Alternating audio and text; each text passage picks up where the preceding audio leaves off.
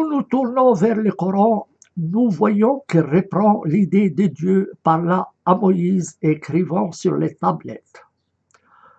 On y lit dans le chapitre 4, et Dieu a parlé à Moïse de vive voix.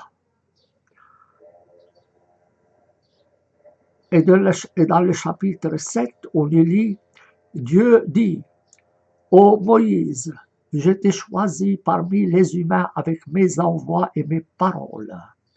Prends donc ce que je t'ai donné et sois des remerciants. Nous écrivons pour lui sur les tablettes une exhortation concernant toutes choses et un exposé de toutes choses. Prends-les donc avec force et ordonne à tes gens d'en prendre les meilleurs. Je vous ferai voir la demeure des pervers. Et dans le chapitre 21, on lit « Nous avons écrit dans les psaumes, après le rappel, que la terre sera héritée par mes serviteurs vertueux. » Donc, le Coran reprend l'idée juive selon laquelle Dieu parle aux humains. C'est lui qui écrit la loi.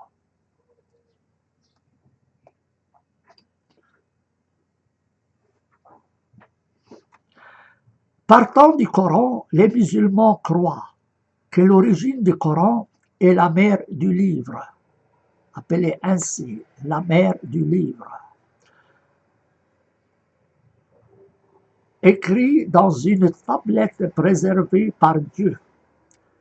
Il s'agit d'une révélation descendue de la part de Dieu dans la nuit de la prédétermination à laquelle font référence le chapitre 97, versets 1 à 5.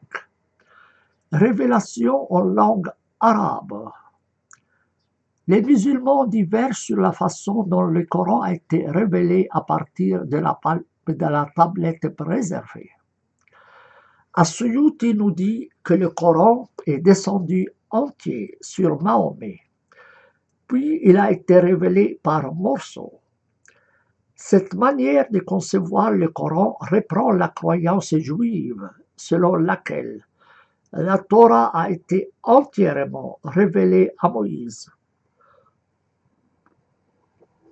On la retrouve dans le verset 32 du chapitre 25, qui dit « Ceux qui ont mécru disent si seulement le Coran était descendu sur lui en un seul ensemble. » Et le verset continue « Nous l'avons révélé ainsi séparé pour raffermir ton cœur et nous l'avons récité répétitivement. »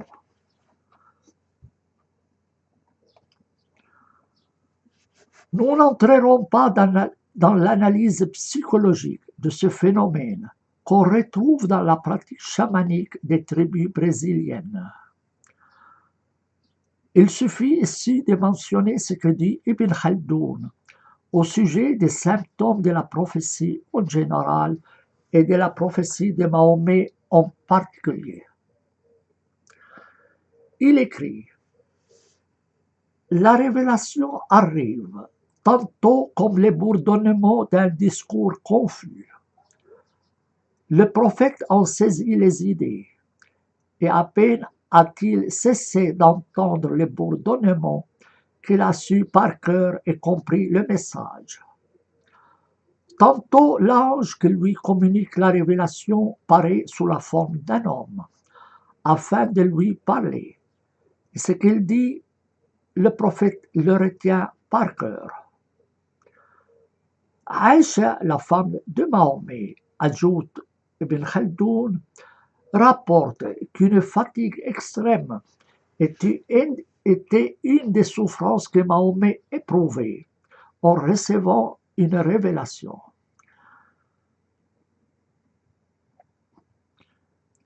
Elle dit aussi une révélation descendue sur lui un jour, qu'il faisait très froid, et lorsqu'elle eut cessé, Son front fut baigné de sueur. Les polythéistes, examinant ce phénomène, estimaient que de telles personnes sont possédées par des démons. Ça, c'est ce qu'écrit Ibn Khaldoun.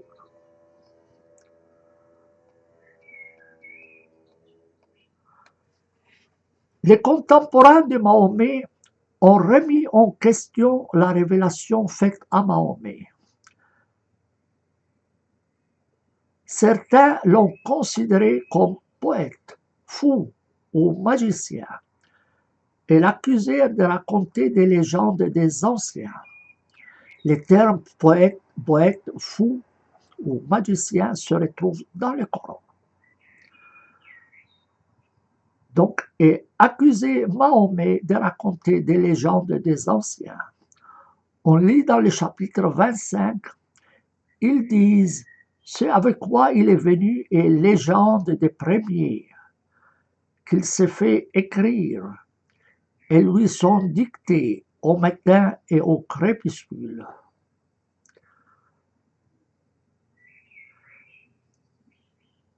Il estimait que Mahomet répétait ce qu'un étranger lui a appris.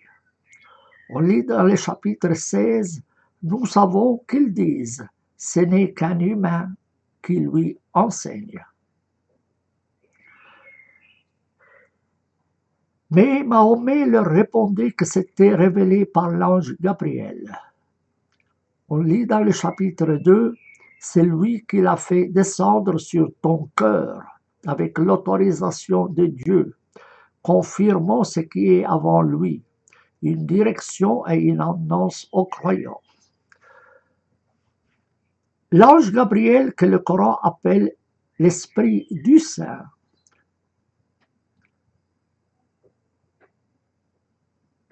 dit le verset 116, a fait descendre le Coran de la part de ton Seigneur avec la vérité, afin de raffermir ceux qui ont cru, une direction et une annonce pour les soumis.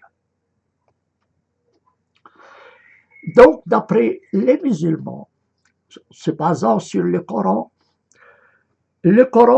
se trouve sur une tablette auprès de Dieu qui s'appelle la mère du livre, ça veut dire l'original du livre. Et le contenu de cette tablette est révélé à Mahomet à travers le prophète à travers l'ange Gabriel. Mais qui était l'ange Gabriel qui transmettait la révélation à Mahomet? Évidemment, les chrétiens et les juifs connaissent Gabriel, c'est l'ange Gabriel. Mais les hadiths indiquent que l'ange Gabriel apparaissait à Mahomet sous la forme de Dahya al-Kalbi, un homme célèbre pour sa beauté et qui maîtrisait l'araméen, le syriaque et le grec. Il était le seul à entrer chez les prophètes sans permission et à rester assis avec lui. Aïcha, la femme favorite de Mahomet, était surprise que son père, Abu Bakr, n'entre qu'avec autorisation, alors que Dahya entrait librement et prolongeait le séjour. Elle dit, chaque fois que j'entre chez Mahomet, je trouve chez lui Dahya. Mahomet prétendait alors que c'était l'ange Gabriel qui lui rendait visite sous la forme de ce personnage. Mais Aïcha rétorquait que c'est Dahya al-Kalbi qu'elle voyait.